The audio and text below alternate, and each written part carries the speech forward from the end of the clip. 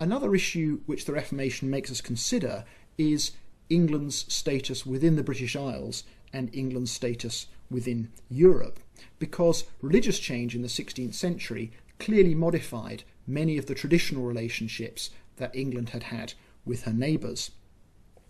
First of all, the relationship with Scotland, which had been one of antagonism ever since Edward I's attempts first to determine the Scottish succession and then to take control over Scotland, and the Scottish Wars of Independence, which flowed on from that. So Anglo-Scottish relations had not been good from that period onwards, although there was a marriage alliance in Henry VII's reign. But from 1560, with the introduction of Protestantism into Scotland, and its introduction as, in effect, a movement of national self-assertion against French control, because Mary Queen of Scots was the widow of the French king, and her French relations were very keen to manage the government of Scotland in their own interests and in France's interests. That Scottish Reformation drew England and Scotland closer to each other as Protestant powers, and that was securely so from 1586, the Treaty of Berwick, in which James VI of Scotland and Elizabeth I of England agreed not only that they would be in a defensive alliance with one another, but also that they would maintain the Protestant religion in each of their countries. So there was a Protestant alliance there. On the other hand, the Scottish Church was not the same as the English Church. The Scottish Church was much more changed in structure by the Reformation than the English Church was. Bishops only just survived in Scotland and certainly didn't have the same powers as they did in England. Lay people were more formally powerful within the parish structures of the Scottish Church.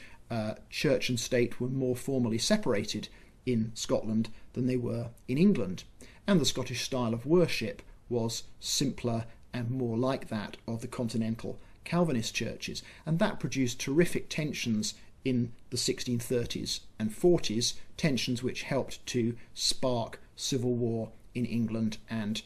the War of the Three Kingdoms, as historians might now call it, pulling the whole of the British Isles into warfare. Well, if anything, the effects on the relationship between England and Ireland were even more drastic. The Protestant Reformation, though promoted by the English, never took convincing hold in Ireland, and Protestantism was increasingly associated with the aggression of new English settlers. These were ambitious people from England who went into Ireland